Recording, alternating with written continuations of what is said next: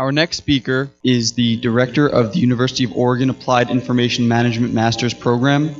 Prior to her move to full-time academia, she served as the Financial and Research Applications Manager within the Information Technology Group at Oregon Health and Science University. She has led large technology suites and overseen development teams at multiple employers in such roles as Vice President of Project Management for an international online development company, Program Operations Manager for a public sector consulting company, and Project Manager for a suite of public sector software. She has more than 20 years of experience teaching project management and IT courses for a variety of universities, is a former chair of the Oracle Higher Education User Group Product Advisory Group, and the Northwest Oracle Users Group. She was also a board member and treasurer of the Oregon Native American Chamber and a member of its scholarship committee. Here to discuss the future of IT security, please welcome Dr. Kara McFall. I want to talk first about why IT security is such an issue and why it's a growing issue. And then at the end of the presentation, I'll walk you through 3 new innovations that are looking to address some of the things that we talk about that are threats. The first problem is that threats are growing. The first 2 figures are from 2016. In 2016, 43% of businesses experienced a data loss through some sort of cybersecurity incident. So hold that number in your mind, 43%. Of these, 38% of the targeted attacks were caused not by some faceless hacker in Russia, but by the employees of the organization that was under attack. 38%, that's more than a third. Ransomware continues to be lucrative for cyber extortionists. So ransomware occurs through a Trojan. It shows up and it either locks your system up or it encrypts your hard drive, it encrypts your data, and it requires a key to decrypt. Well, to get the key, you have to pay a ransom. That's how it got the name. You might not recognize that 69% of ransomware attacks actually hit consumers. They don't hit organizations. And of those 69%, over a third of the people decided that they would pay the ransom to get their machines back.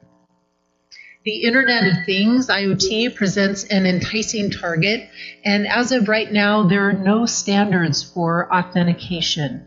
So the Internet of Things is growing larger and larger, but with the industry not settling on a set of standards to authenticate, it really is providing a wide open target.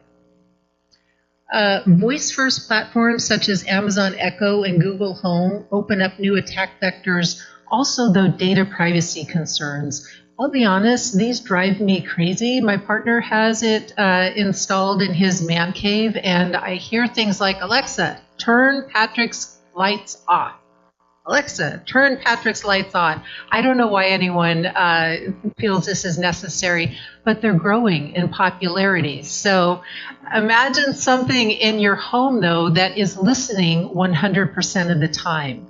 So you are having a private conversation with your spouse about finances or about medical information. Imagine something that is not only listening 100% of the time, but is capturing that information and then is shipping it off to a server farm for Amazon or Google. You now have lost control of that data, and it's opened up to problems and attacks. Cyber propaganda. Is anyone tired of hearing about cyber propaganda used to influence elections? We're probably all sick of it, but the reason why is it's becoming more and more of an issue. There are people that will pay hackers to direct traffic to sites that contain basically smear campaigns, and what they're trying to do is sway elections and sway public opinion. So take all of this together, the average cost of a security incident is $4 million. So this is not only a growing problem, it's an expensive one. Okay, the second problem, not enough IT security personnel. This is something that places like University of Oregon and OIT are working to address. This is actually a huge concern. The cybersecurity job market is estimated by Forbes to have grown from $75 billion in 2015 to 170 billion by 2020. That's enormous growth in just 5 years. And Forbes further estimates that more than 209,000 cybersecurity jobs are currently unfilled in the US. So you've got over 200,000 jobs unfilled, this massive growth. Postings are up over 74% in the last 5 years for IT security positions. Demand is anticipated to rise to 6 million openings globally by 2019. And of those openings, 1.5 million will remain unfilled. Not because organizations don't have the resources to pay for them, but because there simply are not qualified applicants to fill the spots. Cisco estimates that there were 1 million cybersecurity job openings in 2016. So companies and the government are aggressively trying to fill their positions, but there simply are not enough qualified candidates to fill the positions. Third issue is there are limitations to current technology. The transmission of passwords through Wi-Fi or through Bluetooth encourages eavesdropping, and one of the technologies that we'll look at the end actually is looking to address this security gap. Static approaches, such as databases of signatures and known bad elements, they're inadequate because malware is created daily. There is new malware that is created every single day and is launched. So even if your system has a database that contains signatures to look for, there are new things coming all the time. It's out of date pretty quickly. Most IT security products have scalability issues. They're difficult to deploy and manage, and they're hodgepodge of solutions that are expensive. Outdated security approaches are another issue. Number one, most organizations take a forensic or an after-the-fact approach rather than a preemptive approach. So ideally, you should be able to find out you should be able to detect that you are being profiled by someone that's wanting to hack your system before it happens, and then you can step in and thwart it before it occurs. Or at the very least, you should be able to identify attack as soon as it starts, shut it down before it does any damage. But what most organizations do is they find out after the fact, think of Target and many others, and they try to then patch the hole that enabled the hacker to get in, and then they just deal with the fallout from what occurred. Intrusion-centric approaches leave security gaps for on-premise. So you're trying to prevent someone from breaking in that leaves openings and holes for somebody who's on premise to cause issues. And demonstrating compliance is not the same as being secure. There are regulations and there are security audits that you can go through, an organization can go through to demonstrate that they are compliant security-wise, and they're a good idea, but they're insufficient. Keep in mind that new malware, new types of threats are being generated literally every single day. So even if you pass and you demonstrate that you're compliant on Friday, by Monday, there may be whole new threats that are facing your organization. What new horrors are coming? So as I mentioned, cyber criminals never sleep. First thing that they're looking at is the weaponizing of IoT, or the weaponizing of the Internet of Things. Imagine launching from the Internet of Things enormous botnets that can go out and propagate very quickly, causing massive distributed denial of service attacks. This actually happened in 2016 and is forecast to happen more and more often. Ransom worms that are designed to quickly spread ransomware. If you are the subject of a ransomware, a targeted attack, it's a bad thing. But imagine if you were targeted, and then from that, it spread to every single one of us, all of our networks, all of our systems, and spread from there. So the cyber criminals are looking to combine worms with ransomware so they can spread and cause more damage.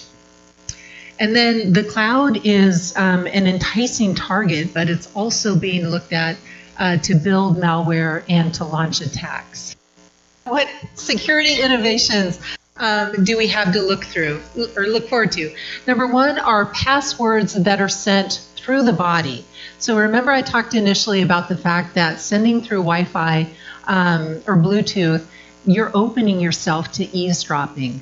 But imagine that I touch a fingerprint scanner and then I touch a doorknob. That fingerprint scanner can authenticate who I am and then can transmit the authentication safely through my body to the doorknob and open the door.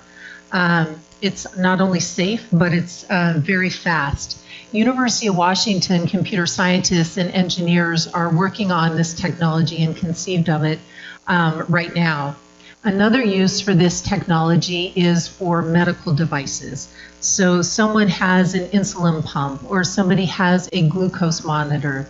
Before that information is shared, either with the doctor or with the person wearing the device, there can be authentication that is established and then sent through the body. So this holds a lot of promise.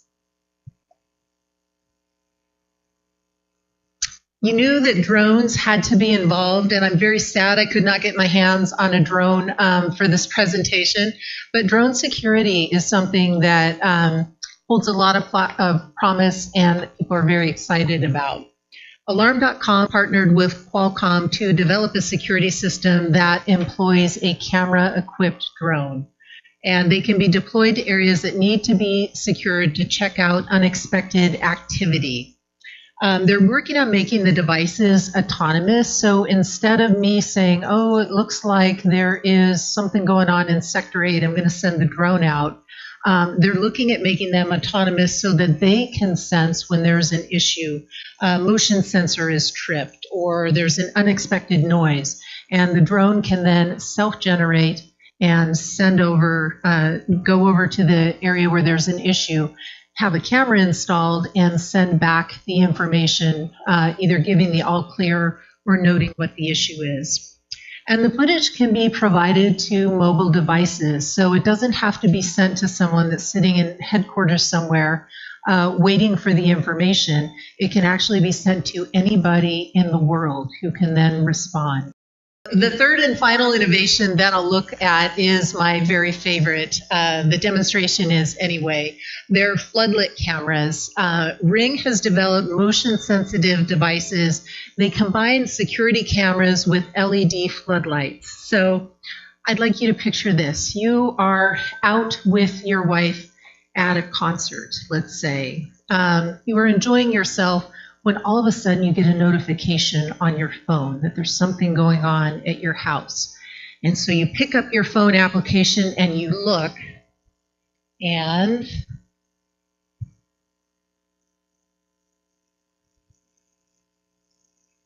here's what you see. So back home where somebody has broken into your house, floodlights come on automatically where he is and the camera's engaged. So you're notified, hey, there's something going on. He's also notified, obviously, because a big spotlight has come on him and cameras have been engaged. And at that point, you have a choice for a couple of options. You can trigger an alarm to go off. So this guy is standing there, and not only have floodlights come on, he knows he's being filmed, but a big, loud alarm goes on, and presumably calling the police. But my favorite fantasy involves the two-way communication. So you can actually engage from your cell phone with this guy. So I picture myself, hey, you there, unhand the large screen TV. You can see what the possibilities are. But it's something that is responsive and really puts more power into your hands to respond to these incidents.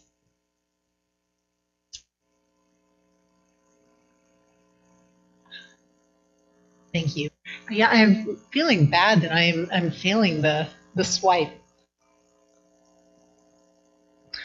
And I'm actually done 5 minutes early. If there are questions, I'm happy to take them.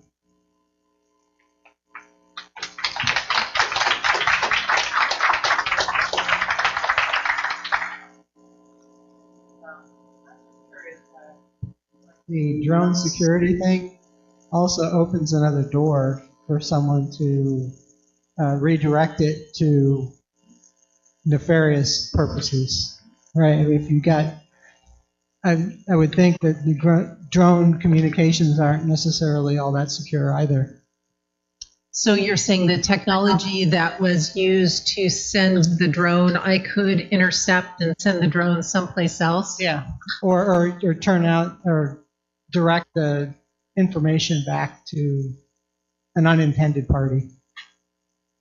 Potentially. I don't know enough about the technology that's used to guide the drones, but you'd have to find a way to hack into, grab the signal, and then not only grab the signal, but be able to redirect it as well. So I think it's theoretically possible.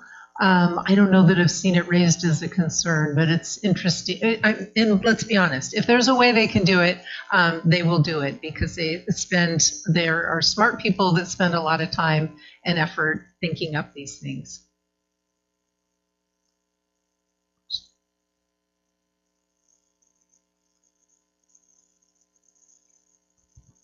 It seems like Internet of Things is becoming increasingly everywhere. Like I just recently read that Samsung wants to have anything and everything it makes by 20 or 2022,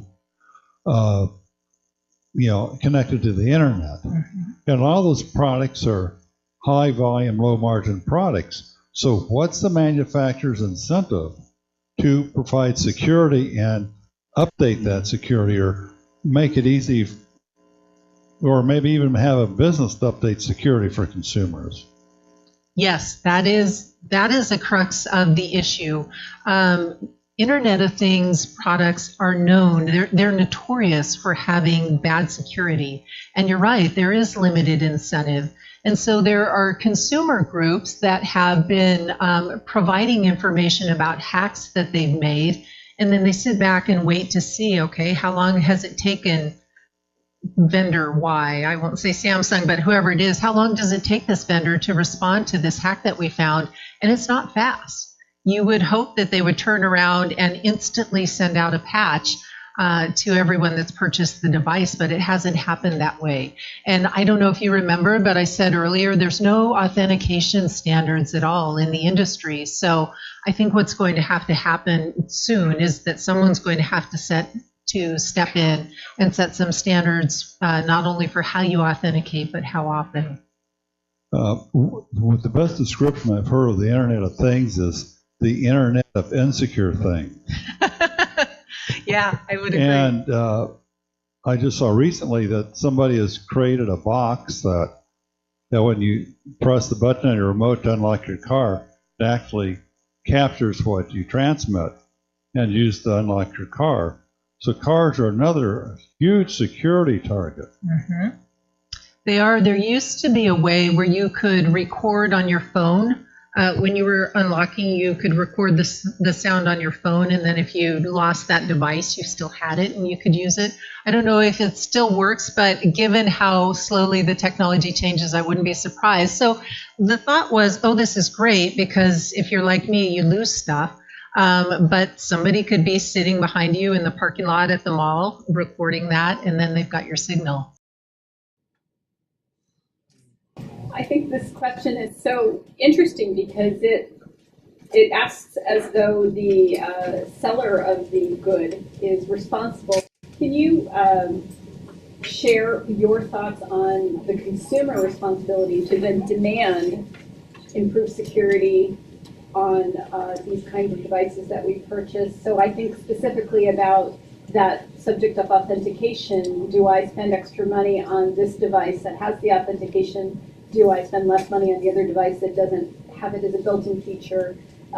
Can you share what you know of the consumer's interest and willingness for the price today versus the price? You know, I think it's even more fundamental than that. I will not put people in the spot, so I'll ask you to raise your hand if you know someone who has kept the password that came with your home Wi-Fi system. Didn't change it, just kept.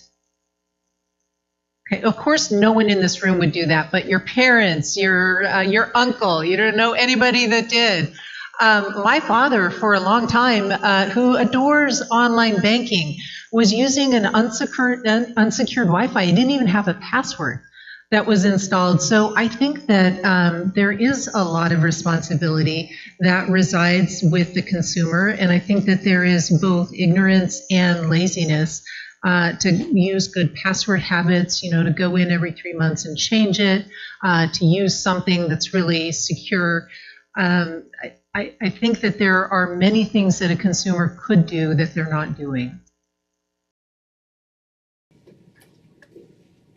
So as a student, what kind of security certificate should I pursue, to stand out, to make a chance of getting hired, Are you just starting out? Yes, I'm a junior studying electrical engineering right now. Excellent. This is not a sales pitch. I'm going to tell you why we decided to create this training class. We are currently creating a training class for the CISSP, Certified Information Systems Security Professional. And the reason why is that it is recognized in industry as one of the best certifications to indicate whether somebody really has good knowledge and experience. You require 4 years of experience with a college degree before you can sit for the CISSP exam. If you don't have a college degree, they require 5 years. However, you could sit tomorrow and pass the exam, and you then have 6 years to get the required experience. So you then get I think it's an associate CISSP certification. That's what I would pursue, because that shows that you pursued what is a prestigious certification in industry. You were able to pass the exam, and you are clearly intent on getting the experience that's required. And what a lot of organizations are choosing to do is to take people within their own organizations that have no security experience and train them themselves. Because I'll bring up those numbers again, there's a mammoth shortfall right now in the industry.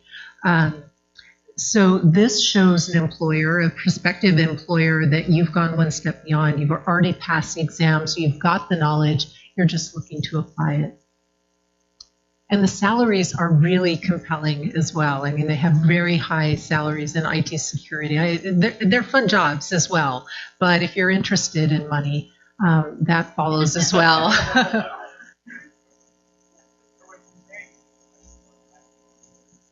They have jobs that are very lucrative. No. This would be my dream job, and they'll pay you for it. They have jobs where, they will have. No, go on the white hat side, where they will pay you to find vulnerabilities in a system, and you can be paid very lucratively. No, you don't want to be looking over your shoulder your entire life, right? Wouldn't you rather? Yes, that's good. Yes. Can you expound on the hardware implications for security, specifically semiconductors, as far as encryption on chip opposed to software? That is outside of my area of expertise. Are you talking about which one works better? Just what's in the horizon for future technologies for on-chip?